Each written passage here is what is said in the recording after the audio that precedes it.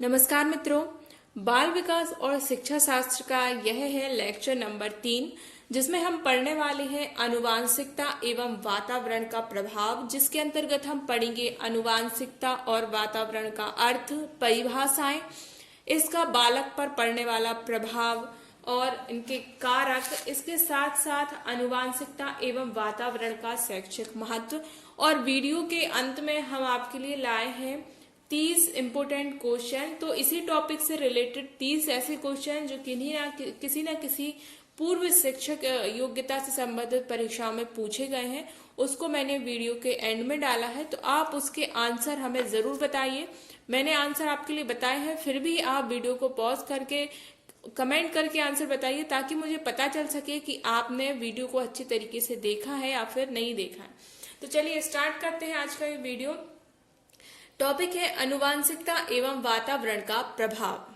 सबसे पहले बात आती है परिभाषा की, आखिर आनुवांशिकता का अर्थ क्या होता है या फिर इसकी परिभाषा क्या होती है। तो एक पीढ़ी से दूसरे पीढ़ी में गुणों का स्थानांतरण आनुवांशिकता कहलाती है। आनुवांशिकता के माध्यम से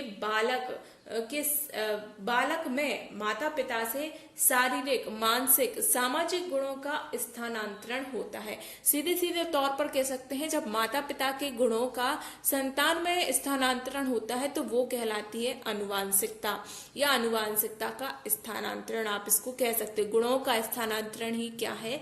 आनुवांशिकता। और आनुवांशिकता के लिए वंशानुगत गुण का भी एक पीढ़ी से दूसरी पीढ़ी में स्थानांतरण भी कह सकते हैं। ठीक है, इसके बाद आती है जेम्स ड्रेवर के अनुसार परिभाषाएं। देखिए, मैं जो भी बोर्ड पर लिखती हूँ आप उसको नोट्स के तौर पर अपने रजिस्टर में नोट्स कर सकते हैं। और अगर आप इन सबको नोट नहीं करते तो कम से कम जो परिभाषाएं हैं इनको आप जरूर नोट कीजिए, ताकि आप इनको याद रख सके। ये जो परिभाषाएं होती हैं परीक्षा में सीधा सीधा प्रश्न बनाकर आपसे पूछी जाती हैं, तो इन परिभाषाओं में कम से कम आपके एक भी नंबर नहीं कटने चाहिए, आपको इनमें पूरे पूरे नंबर मिलना चाहिए। जेम्स ड्रेवर के अनुसार आनुवांशिकता की परिभाषा होती है शारीरिक एवं मानसिक विशेषताओं का माता पिता से संतान में हस्तांतरण। देखिए, मैं इसको रेड इसलिए अंडरलाइन कर रही हूँ, आपको जेम्स ड्रेवर याद करना है। जेम्स ड्रेवर ने क्या बताया था आनुवांशिकता में? हस्तांतरण। जेम्स ड्रेवर, हस्तांतरण।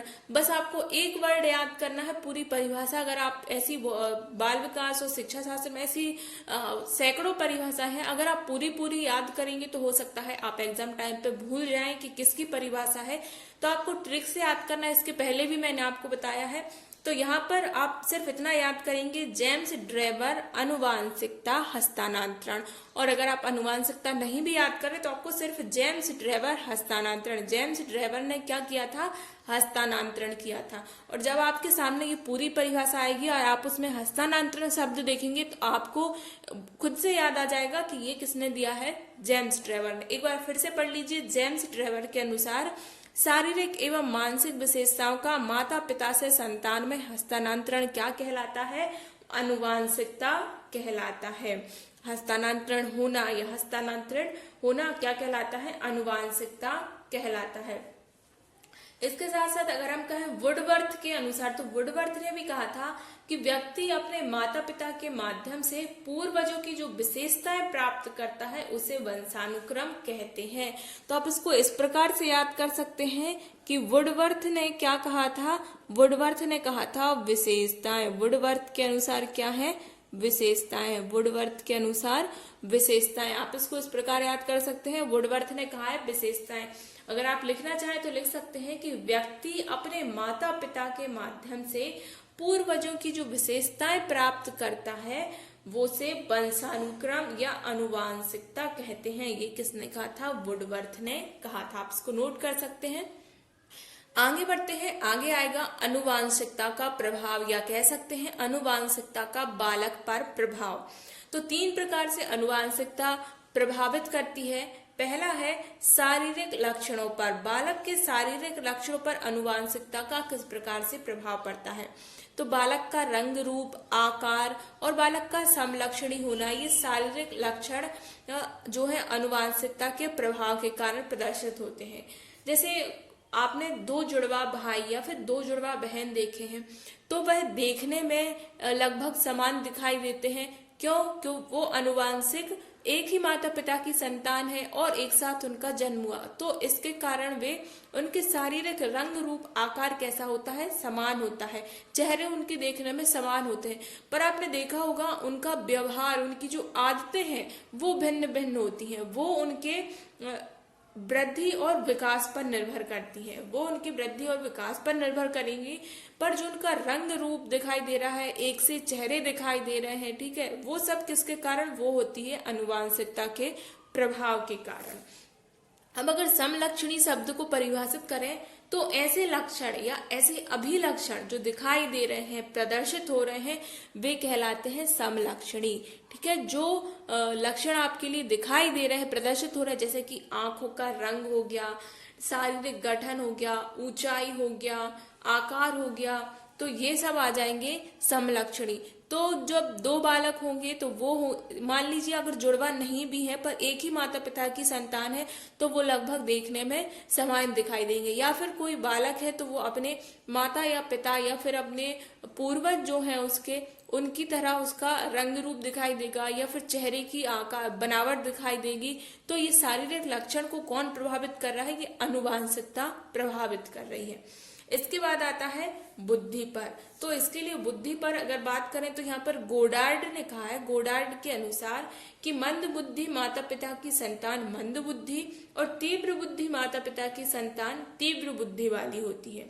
मानसिक क्षमता जो होती है बालक की वो आनुवांशिकता के कारण क्या होती है, उसके माता पिता की मानसिक क्षमता पर भी निर्भर करती है। ठीक है, तो अगर कोई माता पिता मंद बुद्धि है तो उनकी जो संतानें होंगी संभावना रहती है कि वो भी कैसी होगी, मंद बुद्धि होगी, संभावना होती है, यह पूर्ण तरीके से नहीं होता। और तीव्र बुद्धि जो माता पिता उनकी संतानें कैसे होंगी, तीव्र बुद्धि होंगी। ये किसने कहा था, गोडार्ड ने कहा था। आपके लिए ये चीज याद करनी है, इसलिए मैंने यहाँ पर नाम लिखा हुआ है। गोडार्ड के अनुसार क्या है, मंद बुद्धि माता पिता की संतानें मंद बुद्धि और तीव्र बुद्धि माता पिता की संतानें तीव्र बुद्धि होती हैं। ये आएगा आनुवांशिकता के प्रभाव के अंतर्गत। ठीक है, बुद्धि पर प्रभाव। इसके बाद आता है चरित्र पर प्रभाव। तो चरित्र पर प्रभाव में डगडेल ने कहा है, डगडेल ने चरित्र पर प्रभाव जो है इस पर अनुसंधान किया कि माता पिता का जो चरित्र है उसका प्रभाव बालक पर किस प्रकार से पड़ता है। इसका डगडेल ने शोध किया, अनुसंधान किया और इन्होंने ये अनुसंधान जो है ज्यूक वंश पर ये अध्ययन किया था सन 1877 में। सन 1877 में ज्यूक वंशज जो थे उन पर अध्ययन किया और उन्होंने यह बात सिद्ध कर दी थी, स्पष्ट कर दी थी कि व्यक्ति का जो चरित्र होता है उस पर वंशानुगत कारक जो है स्पष्ट तौर पर प्रभाव डालते हैं या व्यक्ति के चरित्र पर आनुवांशिकता का सीधा सीधा प्रभाव पड़ता है। जिस प्रकार के माता पिता होंगे उनकी संतान भी उस प्रकार की होगी। तो यहाँ पर किसने अध्ययन किया था, डगडेल ने यह अध्ययन किया था। किस पर अध्ययन किया था, ज्यूक वंश पर अध्ययन किया था सन 1877 में और यह सिद्ध कर दिया था कि आनुवांशिकता का चरित्र पर भी प्रभाव पड़ता है। अब आते हैं हम अगले टॉपिक जो है वातावरण। हमने टॉपिक क्या था, अनुवांशिकता एवं वातावरण का प्रभाव। तो हमने अनुवांशिकता रीड कर लिया, अब ये हम आ जाते हैं वातावरण पर। तो वातावरण का सबसे पहले अगर अर्थ कहें तो वह आवरण जो चारों ओर से घेरे हुए है। जैसे आपने पर्यावरण की परिभाषा पढ़ी है तो वही पर्यावरण की परिभाषा ही है कि ऐसा आवरण जो व्यक्ति को चारों ओर से घेरे हुए है, सीधा सीधा प्रभाव डाल रहा है, वो कहलाता है वातावरण। जिसके अंतर्गत आप क्या आ जाएंगे, मनुष्य भी आ जाएगा, जल, वायु, वनस्पति, नदियां, पहाड़, पर्वत, पेड़ पौधे, जीव जंतु, कोई भी वस्तु, ठीक है, वो सब किसके अंतर्गत आ जाएंगी, वो वातावरण के अंतर्गत। तो आपके चारों तरफ जो चीजें हैं वो सभी चीजें आ जाएंगी वातावरण के अंतर्गत। तो एक ऐसा आवरण जो आपको चारों तरफ से घेरे हुए है वो क्या कहलाता है, पर्यावरण कहलाता है, या उसको आप वातावरण कह सकते हैं, वो वातावरण कहलाता है। और वातावरण के लिए क्या कहा जाता है, वैज्ञानिकों की भाषा में सामाजिक वंशानुक्रम भी यहाँ पर कहा गया है। जो व्यवहारवादी वैज्ञानिक मनोवैज्ञानिक हैं, उन्होंने क्या किया है, सामाजिक वंशानुक्रम कहा है किसके लिए, वातावरण के लिए। ऑप्शन में आपसे पूछा जा सकता है कि वातावरण को और किस नाम से जाना जा सकता है, या आपसे पूछा जा सकता है सामाजिक वंशानुक्रम किस शब्द के लिए प्रयोग किया है, तो यहाँ पर सामाजिक वंशानुक्रम कहा गया है वातावरण के लिए। और जो मनोवैज्ञानिक हैं उनके अनुसार वंशानुक्रम से अधिक महत्व प्रभाव जो है वातावरण बालक पर डालता है। तो वंशानुक्रम तो प्रभाव डालता ही डालता है, बट अधिक प्रभाव कौन डालता है, तो अधिक प्रभाव वातावरण डालता है किसी भी बालक पर, उसके व्यवहार पर, बुद्धि पर, सब पर अधिक प्रभाव कौन डालेगा, वातावरण डालेगा। वातावरण की परिभाषा एनोस टैसी के अनुसार वह हर चीज जो व्यक्ति के जीवन के अलावा उसे प्रभावित करती है वो क्या कहलाती है, वह पर्यावरण है। वह हर चीज जो व्यक्ति के जीवन के अलावा उसको प्रभावित कर रही है वो क्या है, पर्यावरण, या कह सकते हैं पर्यावरण या वातावरण वह हर चीज है जो व्यक्ति के जीवन के अलावा उसे प्रभावित करती है। तो एनोस टैसी को क्या कर रहा है, पर्यावरण प्रभावित कर रहा है। ठीक है, एनोस टैसी के लिए पर्यावरण क्या कर रहा है, प्रभावित कर रहा है। एनोस टैसी को पर्यावरण प्रभावित कर रहा है, भाई रट लो। एनोस टैसी के लिए है जो वातावरण वो क्या कर रहा है, प्रभावित कर रहा है। इसके बाद आते हैं जिस बर्ट की ओर। तो जिस बर्ट कह रहे हैं जो किसी वस्तु को चारों ओर से घेर कर प्रत्यक्ष प्रभाव डाले वो वातावरण कहलाता है। ठीक है, तो जिस बर्ट कह रहे हैं कि जो किसी वस्तु को चारों ओर से घेर कर प्रत्यक्ष प्रभाव डाले वो क्या है, पर्यावरण है। तो जिस बर्ट प्रत्यक्ष, जिस बर्ट क्या है, प्रत्यक्ष, जिस बर्ट पर प्रत्यक्ष प्रभाव डाल रहा है, और एनोस टैसी को पर्यावरण जो है प्रभावित कर रहा है। एनोस टैसी को प्रभावित कर रहा है और जिस बर्ट पर प्रत्यक्ष प्रभाव डाल रहा है, बस इसको रटना है। अब आते हैं वातावरण के प्रभाव पर। तो वातावरण भी व्यक्ति को 5 प्रकार से प्रभावित कर रहा है। सबसे पहला आ रहा है कि शारीरिक अंतर पर प्रभाव। देखिए, बालक का जो शरीर है, उसकी गठना है, रंग रूप है, उसको वंशानुक्रम तो प्रभावित करता ही करता है, इसके साथ ही वातावरण भी प्रभावित करता है। जैसे कि आपने देखा होगा कि ठंडे प्रदेशों में रहने वाले लोग अक्सर गोरे होते हैं, और जो गर्म प्रदेशों में रहते हैं वो कैसे होते हैं, वो थोड़ी सावले होते हैं, या रंग उनका काले रंग के वह होते हैं। इसके साथ ही जो पहाड़ी क्षेत्रों में जो व्यक्ति रहते हैं उनकी कद काठी कैसी होती है, छोटी होती है, जबकि मैदानी क्षेत्रों में जो व्यक्ति रहते हैं उनका शरीर लंबा होता है और गठीला होता है। तो इस प्रकार से शारीरिक अंतर पर प्रभाव डालता है। इसके बाद आती है प्रजाति की श्रेष्ठता पर। देखिए, अगर प्रजाति की श्रेष्ठता पर बात करें तो देखिए, बालक की बुद्धि जो है, गोडार्ड ने कहा था कि मंद बुद्धि माता पिता की संतान मंद बुद्धि और तीव्र बुद्धि की तीव्र बुद्धि होती है, ये वंशानुक्रम कहता है। ठीक है, बट अगर यहाँ पर हम प्रजाति की श्रेष्ठता पर बात करें तो किसी बालक की बुद्धि का उसके पर्यावरण भी प्रभाव डालेगा। मान लीजिए किसी तीव्र बुद्धि माता पिता की संतान और उसको ऐसी जगह छोड़ दिया जाए जहाँ पर ना उसके लिए शिक्षा मिले, ना कोई संस्कृति मिले, ना कोई सामाजिक वातावरण उपलब्ध हो, तो उसकी बुद्धि पर सीधा सीधा प्रभाव ये पर्यावरण डालेगा और उसका मानसिक विकास उतना तीव्र नहीं हो पाएगा, या उसमें उन गुणों का पनप नहीं पाएंगे, वो गुण जो उसके माता पिता में जो गुण पहले से हैं, चाहे वो बुद्धि की श्रेष्ठता हो या फिर कोई अन्य कला की श्रेष्ठता हो, वो उसमें उतनी ज्यादा नहीं आ पाएगी। तो इस प्रकार से वातावरण प्रभाव डालता है। आगे आता है व्यक्तित्व पर प्रभाव। देखिए, व्यक्तित्व पर प्रभाव के लिए यहाँ पर एक शोध भी किया गया था। जो शोध किसने किया था, 3 लोगों ने मिलकर किया था 20 जुड़वा बच्चों पर। ये किया था न्यूमैन ने, फ्रीमैन ने, न्यूथे, फ्रीमैन और होलजिंगर। इन तीनों ने क्या किया था, मिलकर एक शोध किया कि व्यक्ति के व्यक्तित्व पर, बालक के व्यक्तित्व पर वातावरण किस प्रकार से प्रभाव डालता है। तो इन लोगों ने क्या किया, इन तीनों ने मिलकर 20 जुड़वा बच्चों के लिए लिया और आधे बच्चों के लिए क्या किया, मतलब 20 जोड़े लिए थे जुड़वा बच्चों के, तो आधे बच्चों के लिए डाल दिया इन्होंने एक गांव में, जहां पर गांव के क्षेत्र में डाल दिया, और दूसरे के लिए कहां पर डाला, दूसरे के लिए नगर में एक अच्छे संपन्न परिवारों में रखा, और एक आधे बच्चों के लिए गांव में थोड़ी मुश्किल परिस्थितियों में रखा। और इन्होंने क्या देखा कि जो फार्म का बच्चा था, यानी कि जो गांव में रह रहा था, वो बच्चा कैसा हो गया था, अशिष्ट हो गया था, चिंताग्रस्त हो गया था, और बुद्धिमान था। ठीक है, चिंताग्रस्त क्योंकि उसने अपने आसपास जो वातावरण देखा उसके कारण वो अब कैसा रहने लगा था, चिंताग्रस्त में। इसके विपरीत जो नगर का बच्चा था, जो अच्छे स्थान पर रह रहा था, वह क्या था, शिष्ट था। देखिए, जो फार्म का बच्चा था वो अशिष्ट था, और जो नगर का बच्चा था वो कैसा हो गया था, वह शिष्ट था और चिंता मुक्त था। नगर का बच्चा चिंता मुक्त था, जबकि फार्म में रहने वाला बच्चा कैसा हो गया था, चिंता ग्रस्त हो गया था, और नगर का बच्चा अधिक बुद्धिमान था। तो इस प्रकार से न्यूमैन, फ्रीमैन और होलजिंगर ने ये प्रयोग किया 20 जोड़ी जुड़वा बच्चों पर, और उन्होंने क्या बताया कि व्यक्तित्व के निर्माण में वंशानुक्रम की अपेक्षा वातावरण का अधिक प्रभाव पड़ता है।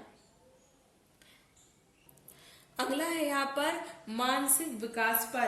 तो मानसिक विकास पर कहा है गोर्डन ने,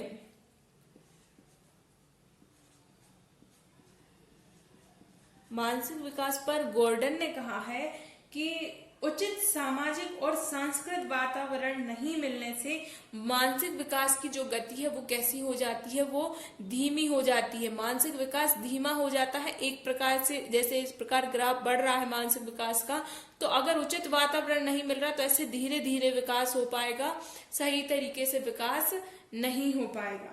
इन्होंने कहा कि अगर कुछ गंदे वातावरण में जो बच्चे रहते हैं तो उन पर समाज का प्रभाव अच्छा नहीं पड़ पाता। जब समाज का प्रभाव अच्छा नहीं पड़ेगा तो मानसिक विकास पर क्या होता है, प्रतिकूल प्रभाव पड़ता है। जो मानसिक विकास का जो ग्राफ ऊपर उठना चाहिए वो उठता नहीं है, डायरेक्ट ऐसे धीरे धीरे बढ़ेगा, आगे नीचे ऊपर नीचे होगा, तो इस प्रकार से ग्राफ चलेगा उनका। अंतिम आता है बालक पर बहुमुखी। तो बालक पर क्या होता है, बालक का जो वातावरण प्रभाव डालता है बालक के शरीर पर भी डालेगा। ठीक है, जिस क्षेत्र में वो रह रहा है वहां की आदतों के कारण बालक का शरीर भी उस अनुरूप ढल जाएगा। उसके बाद मानसिकता पर तो पड़ता ही पड़ता है, सामाजिकता पर भी पड़ेगा। बालक का चरित्र का निर्माण भी वैसे ही होगा जैसे कि जिस वातावरण में, जिस समाज में वह रह रहा है, उसी प्रकार के उसके संवेग भी उसी प्रकार के उत्पन्न होंगे। तो इस प्रकार से सभी प्रकार से बालक पर जो है वातावरण अपना प्रभाव डालता है। अगर इसके लिए हम उदाहरण की बात करें तो आपने बचपन में एक सीरियल देखा होगा मोगली जिसको कहते हैं, या फिर अभी मूवी आई थी जो उसमें जो जंगल बुक है जिसमें मोगली का एक किरदार होता है जो पशुओं और जानवरों के बीच जिसका पालन पोषण होता है और उसकी आदतें कैसी हो जाती हैं, उसका विकास किस प्रकार होता है, जानवरों की तरह वह क्या करता है, उसका भोजन भी जानवरों की तरह रहता है, उसकी आदतें चाहे वो चलना फिरना हो सब कुछ कैसा हो जाता है, जानवरों की तरह हो जाता है। तो जिस प्रकार के वातावरण में वह बालक बड़ा हुआ तो उसका विकास भी कैसा हुआ, चाहे वह उसकी आदतें हो, चाहे उसकी पसंद हो, चाहे उसका व्यक्तित्व हो, सब कुछ, उसकी भाषा, सब कुछ कैसा हो जाता है जिस वातावरण में वह रहता है। तो इस प्रकार से बालक के बहुमुखी विकास के लिए कौन उत्तरदायी होता है, वातावरण। अब आती है वातावरण संबंधी कारक। तो वातावरण संबंधी 4 कारक यहाँ पर बताए गए हैं, भौतिक कारक, सामाजिक कारक, आर्थिक कारक और सांस्कृतिक कारक। अगर हम भौतिक कारक की बात करें तो इसके अंदर क्या आती हैं, प्राकृतिक और भौगोलिक परिस्थितियां आती हैं। ठीक है, प्रकृति आ जाती है, ठीक है, प्राकृतिक और भौतिक परिस्थितियां आती हैं।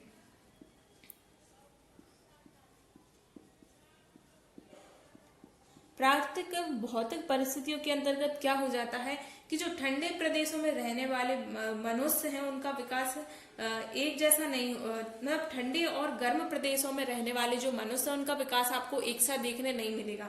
जैसे ठंडे प्रदेशों में मैंने आपको पहले बताया था कि सुंदर होते हैं, गोरे होते हैं, स्वस्थ होते हैं, बुद्धिमान होते हैं, जबकि गर्म प्रदेशों में रहने वाले व्यक्ति की काले होते हैं और थोड़ी चिड़चिड़े स्वभाव के भी होते हैं, क्योंकि उनको जो वातावरण मिल रहा है वो गर्म गर्म मिल रहा है। अगर आप भी अच्छे ठंडक में रहेंगे तो आपका मन एकदम शांत रहेगा, जबकि आप बहुत चिलचिलाती धूप में रहेंगे, गर्मी में रहेंगे तो आपको अंदर से गुस्सा सा आएगा, आप चिड़चिड़े से हो जाएंगे।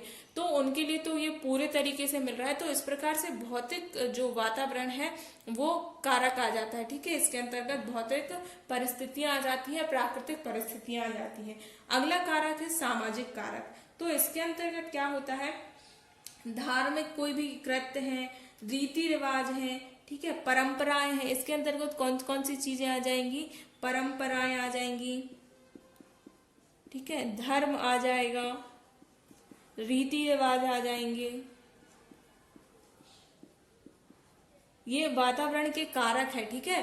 धर्म सामाजिक वातावरणीय कारक के अंतर्गत आ जाएगा, ठीक है। इसके बाद आती है आर्थिक कारक। तो आर्थिक कारक क्या होते हैं कि अगर आपके लिए पैसा है तो आप क्या है, पौष्टिक चीजें भी खरीद पाएंगे और पौष्टिक चीजें खा पाएंगे, सुख सुविधा में रह पाएंगे, जिसके कारण क्या होगा, बौद्धिक क्षमता का विकास भी अच्छा होगा, शरीर भी अच्छी तरीके से विकसित हो पाएगा, ठीक है, शरीर भी विकसित हो जाएगा और बौद्धिक क्षमताएं भी विकसित हो पाएंगी, क्योंकि आपके लिए हर चीज अच्छे तरीके से मिल रही है, पौष्टिक चीजें आपको खाने को मिल रही हैं, रहन सहन आपका अच्छा हो पा रहा है। तो आर्थिक कारक भी क्या करते हैं, प्रभावित करते हैं।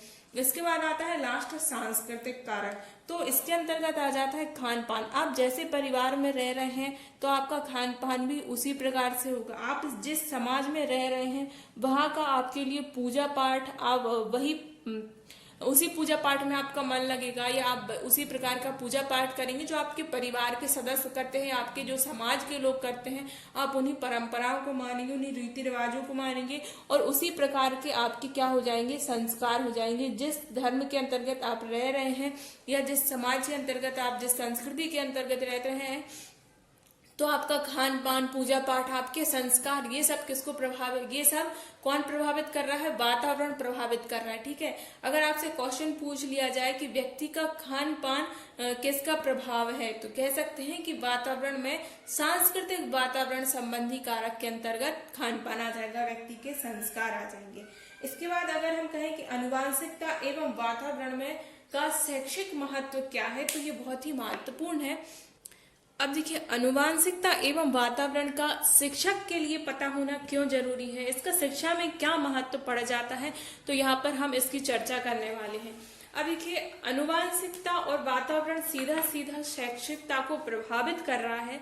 सबसे पहले तो बालक की जो रुचियां हैं, उसकी प्रवृत्ति है, अभिवृत्तियां हैं, वो सब, इन सब के लिए कौन प्रभावित होता है, तो इन सब के लिए वातावरण प्रभावित रहता है। वातावरण इनके लिए प्रभावित करेगा, किन के लिए प्रभावित करेगा, रुचियों के संबंधित अन्य और, ठीक है।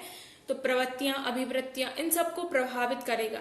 तो जब शिक्षक को बालक की रुचियां पता होंगी, ठीक है, जब उसको पता होगा, शिक्षक के लिए पता होगा कि भाई किस वातावरण से बालक आया है, तब उसकी वह रुचियों को, उसकी अभिवृत्तियों को पहचान पाएगा और उस प्रकार की शिक्षण विधियों का शिक्षक जो है उपयोग कर पाएगा। शिक्षा की किसी भी योजना में जो है वंशानुक्रम और वातावरण को एक दूसरे से पृथक नहीं किया जा सकता, बल्कि इन दोनों को जोड़कर उनकी अंतःक्रिया के द्वारा ही बालक के लिए शिक्षा दी जा सकती है। और इस प्रकार की अगर बालक के शिक्षक के लिए जानकारी है, देखिए किसी भी बालक के विकास जो है उसके वंशानुक्रम और वातावरण का प्रभाव है। तो बालक का शारीरिक, मानसिक, संवेगात्मक या सामाजिक विकास क्या है, इसकी जानकारी अगर शिक्षक को होगी तो इसके संबंध में उत्पन्न होने वाली समस्याओं का निवारण भी कौन कर पाएगा, शिक्षक कर पाएगा, जो कि उसको करना ही पड़ता है। अब शारीरिक विकास जो होता है वो भी मानसिक विकास से जुड़ा होता है, और अगर मानसिक विकास अच्छा होता है तो शिक्षा भी अच्छी होती है।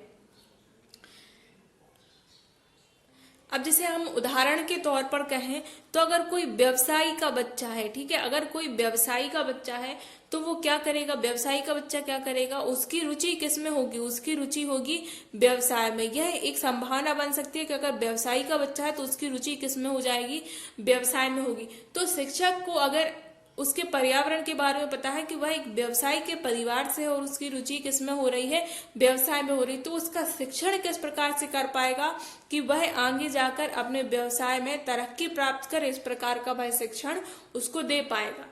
अगर कोई बालक है जो किसी शासकीय कर्मचारी, मान लीजिए किसी शिक्षक का पुत्र है, ठीक है, किसी शिक्षक का पुत्र है या पुत्री है, तो वो क्या कर रही है, उसको आगे जाके क्या बनना है, उसको आगे जाके शिक्षक ही बनना है। तो वो क्या करेगा, जो शिक्षक है, जो उसको पढ़ाने वाला शिक्षक है, वो क्या करेगा, उसको इस प्रकार की शिक्षण विद्या सिखाएगा या इस प्रकार की शिक्षा उसके लिए देगा कि वह अपने लक्ष्य में सफल हो सके। तो इस प्रकार से वातावरण और आनुवांशिकता एक दूसरे को प्रभावित करते हुए बालक की रुचियों को, उसकी समझ को, शिक्षा को, उसकी पसंद, व्यवहार, इन सबको प्रभावित करती है। अगर हम पुस्तकीय भाषा के रूप में कहें तो आनुवांशिकी एवं वातावरण के बालक के विकास पर पड़ने वाले प्रभावों के ज्ञान के अनुरूप जो शिक्षक है वह विद्यालय के वातावरण को बच्चों के लिए उपयुक्त बना सकता है, जिससे छात्रों के व्यवहार में अपेक्षित परिवर्तन किया जा सके और शिक्षण अधिगम प्रक्रिया को अधिक प्रभावशाली बनाया जा सके। मित्रों, इसके बाद हम लगाने वाले हैं मोस्ट इम्पोर्टेंट क्वेश्चन जो संबंधित है आनुवांशिकता और वातावरण से। इसके पहले मित्रों, अगर आपको हमारा वीडियो अच्छा लगा है तो इस चैनल को सब्सक्राइब कीजिए, वीडियो लाइक कीजिए और ये वीडियो अपने सभी दोस्तों के साथ शेयर कीजिए ताकि उन सब तक यह वीडियो पहुंच सके। आनुवांशिक गुणों का स्थानांतरण एक पीढ़ी से दूसरी पीढ़ी में होता है। तो राइट आंसर हो जाएगा माता पिता एवं उनके पूर्वजों से। अगला प्रश्न है शारीरिक एवं मानसिक विशेषताओं का माता पिता से संतानों में हस्तांतरण आनुवांशिकता कहलाता है। यह किसके द्वारा कहा गया है, तो यह कहा है जेम्स ड्रेवर ने। अगला प्रश्न है निम्नलिखित में से कौन सा मुख्य रूप से आनुवांशिकता संबंधी कारक है। तो आनुवांशिकता संबंधी कारक है आंखों का रंग। माता पिता से संतानों को प्राप्त होने वाले गुणों को कहते हैं वंशानुक्रम। निम्नलिखित में से कौन सा किसी बच्चे पर आनुवांशिकता का प्रभाव है। तो विशिष्ट शारीरिक लक्षण, विशिष्ट बुद्धि, विशिष्ट चरित्र। राइट आंसर हो जाएगा ये सभी। अगला प्रश्न है आनुवांशिकता तथा वातावरण परस्पर संबंध है, निर्भर, पूरक, सहयोगी। तो राइट आंसर हो जाएगा ये सभी। अगला प्रश्न है निम्नलिखित में से किस प्रकार के विकास पर आनुवांशिकता एवं वातावरण का प्रभाव पड़ता है। तो सामाजिक विकास, संवेगात्मक विकास, शारीरिक विकास और मानसिक विकास। तो राइट आंसर हो जाएगा ये सभी। अगला प्रश्न है किसी बालक का शारीरिक लक्षण प्रभावित होता है। किसी बालक का शारीरिक लक्षण माता पिता दोनों के डीएनए से प्रभावित होता है। अगला प्रश्न है बालक के संपूर्ण व्यवहार की सृष्टि खालिस्तान और खालिस्तान की अंतःक्रिया द्वारा होती है। तो आनुवांशिकता और वातावरण की अंतःक्रिया द्वारा होती है। अगला प्रश्न है बालक को जो मूलभूत प्रवृत्तियां वंशानुक्रम से प्राप्त होती है उनका विकास वातावरण में होता है। राइट आंसर है सेकंड। अगला प्रश्न है बालक के सम्यक विकास के लिए निम्नलिखित में से किनका संयोग सर्वाधिक अनिवार्य है। तो राइट आंसर हो जाएगा उसके वंशानुक्रम और वातावरण का। वातावरण वह बाहरी शक्ति है जो हमें प्रभावित करती है, ये किसने कहा था, तो यह कहा गया था रॉस के द्वारा। बच्चे उसी वातावरण में सीख सकते हैं जहां उनके अनुभवों एवं भावनाओं को उचित स्थान मिले। अगला प्रश्न है, आप दिल्ली के किसी केंद्रीय विद्यालय में शिक्षक हैं। आपकी कक्षा का एक छात्र अफजल हिमाचल प्रदेश का रहने वाला है तथा एक अन्य छात्र सुदीप केरल का निवासी है। आप दोनों के रंग, रूप, स्वभाव आदि में काफ़ी विभिन्नताएं देखते हैं। इसका प्रमुख कारण क्या हो सकता है? तो इसका प्रमुख कारण होगा वातावरण का प्रभाव। बच्चों की आनुवंशिकता द्वारा निर्धारित सीमाओं के भीतर सर्वोत्तम संभावित विकास के लिए एक शिक्षक को क्या करना चाहिए? तो उसे बालक के परिवेश में सुधार करना चाहिए। अगला प्रश्न है, बालक के विकास में उसके परिवेश का जो प्रभाव उस पर पड़ता है, हम उसे पालन पोषण कहते हैं। परिवेश के प्रभाव मानव के प्रसव पूर्व और प्रसव के उपरांत दोनों चरणों में बहुत ही महत्वपूर्ण है। अगला है, प्रत्येक छात्र स्वयं में विभिन्न है। इस तथ्य का प्रमुख कारण है भौतिक वातावरण, सामाजिक वातावरण, वंशानुक्रम। तो ये तीनों ही कारण हैं, तो राइट आंसर हो जाएगा ये सभी। आपकी कक्षा का एक छात्र कक्षा में रोज अनुशासनहीनता करता है। आप इस समस्या के समाधान हेतु क्या उपाय अपनाएंगे? तो आंसर है, उसके वंशानुक्रम तथा वातावरण का पता लगाकर उसे सही दिशा में मार्गदर्शन करेंगे। इस प्रकार के क्वेश्चन के कई आंसर हो जाते हैं, आपको ऑप्शन पढ़ने के बाद ही आंसर लगाना है। अगला प्रश्न है, बालक क्या है, उसकी क्षमता क्या है, उसका पर्याप्त विकास क्यों नहीं हो रहा है आदि प्रश्नों के उत्तरदायी हैं। वंशानुक्रम और वातावरण दोनों ही हैं। राइट आंसर हो जाएगा सेकंड, ए और बी दोनों। अगले प्रश्न की तरफ बढ़ते हैं। आपके लिए यह हमारे द्वारा लाए गए प्रश्न अच्छे लग रहे हैं तो इस वीडियो को लाइक कीजिए, इस वीडियो को अपने दोस्तों के साथ शेयर कीजिए और इस प्रकार की और वीडियो पाने के लिए इस चैनल को सब्सक्राइब करना तो बिल्कुल भी मत भूलिए। अगला प्रश्न है, आज बाल अपराध की घटनाएं बढ़ती जा रही हैं जिसके कारण शिक्षण प्रणाली में जटिलताएं आ रही हैं। आपके अनुसार इसका प्रमुख कारण क्या है? दूषित वंशानुक्रम, दूषित सामाजिक वातावरण या दूषित परिवेश? तो इसका आंसर हो जाएगा ये सभी। अगला प्रश्न है, विकास की वर्तमान विचारधारा में निम्नलिखित में से किसका महत्व है? तो राइट आंसर हो जाएगा प्रकृति एवं पालन पोषण दोनों का।